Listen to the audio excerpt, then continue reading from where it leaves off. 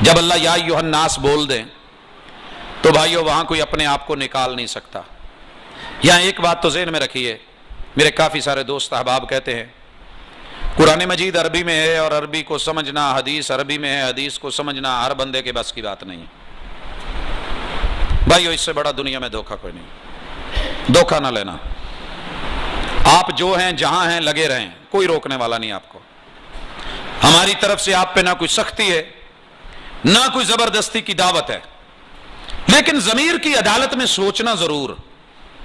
یا ایھا الناس میں بکریاں چرانے والا ان پڑھ آدمی شامل ہے کہ نہیں؟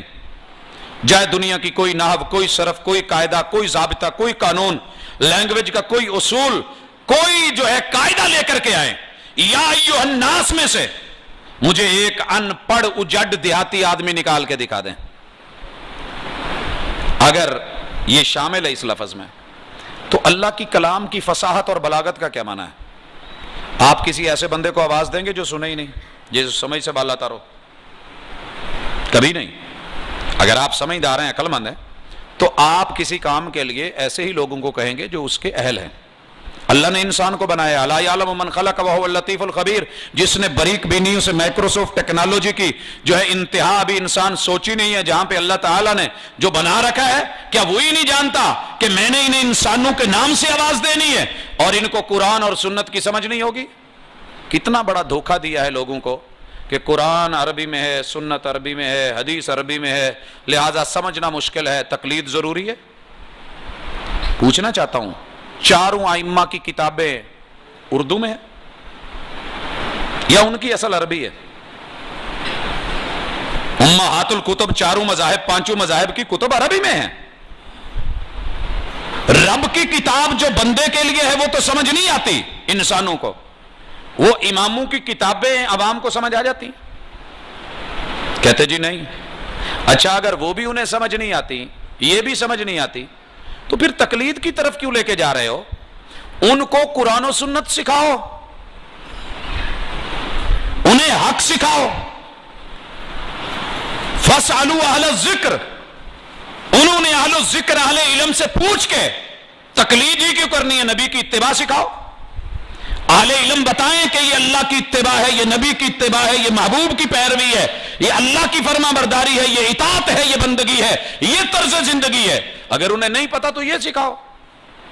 آتا تو آپ کی نظروں میں انہیں قرآن و حدیث بھی نہیں آتی، فقہ کی کتابیں بھی نہیں، وہ بڑی گہری ہیں، اصول، قواعد، ضوابط مجتہد حضرات ہی صرف پڑھ سکتے ہیں، تو پھر ان لوگوں کو اتباع ہی سکھا دو۔ دھوکے میں نہ رہیے، جو بھی انسان ہے خود کو انسان سمجھتا ہے، یہ پیغام اس کے نام ہے، پوری انسانیت۔ اور قرآن کی کوئی آیت، عمل والی آیت، احکام والی آیت ایسی نہیں کہ جس کو بندہ سادگی سے سمجھ کے سیکھ نہ سکے یا پڑھ نہ سکے، یاد نہ کر سکے یا یاد کروا نہ سکے، سن نہ سکے یا سنا نہ سکے، سب میسر ہے۔ لہٰذا ان دھوکوں سے نکلو۔ اور دوسری چیز، یا ایھا الناس، یہ سبق اس کے لیے ہے جس میں انسانیت کا ایک ذرہ بھی ہوگا، ایک ذرہ اونلی، چھوٹا سا ذرہ بھی ہو۔ آپ کو یاد ہوگا، بزرگوں سے پوچھئے، ہم شروع میں سب کے پاس ماچ سے نہیں ہوتی تھی، آگ جلانے کے لیے آگ کو دبا دیا جاتا تھا راکھ میں، اور اس سے سارا دن تھوڑی تھوڑی آگ، اور ہمسایوں سے پہنا آگ ہے کوئی ایک دہیں کا، وہ وہاں سے جا کے کھولنا، راکھ کے اندر سے اگر ایک چھوٹا سا بھی شعلہ مل جاتا تھا یا انگارہ مل جاتا تھا تو اس کے اوپر گھاس پھوس رکھ کے، ککھ کک رکھ کے، پھوکا شوکا مار کے آگ کا شعلہ نکل آتا تھا۔ انسان میں معمولی سی انسانیت ہو، قرآن مجید کے ذریعے اس کو پالش کیا جائے، ہوا دی جائے، آواز دی جائے، تعلیم دی جائے، تربیت کی جائے، اس کی ایمانی حرارت انشاءاللہ ایک نہ ایک وقت آگ ضرور پکڑے گی، شعلہ بنے گی، آگے بڑھے گی، توحیدی بنے گا، موحد بنے گا، اللہ وحدہ لا شریک کو پکارنے والا بنے گا، رب کے سامنے جھولیاں پھیلانے والا بنے گا، جتنا مرضی بگڑ گیا ہو لوٹے گا۔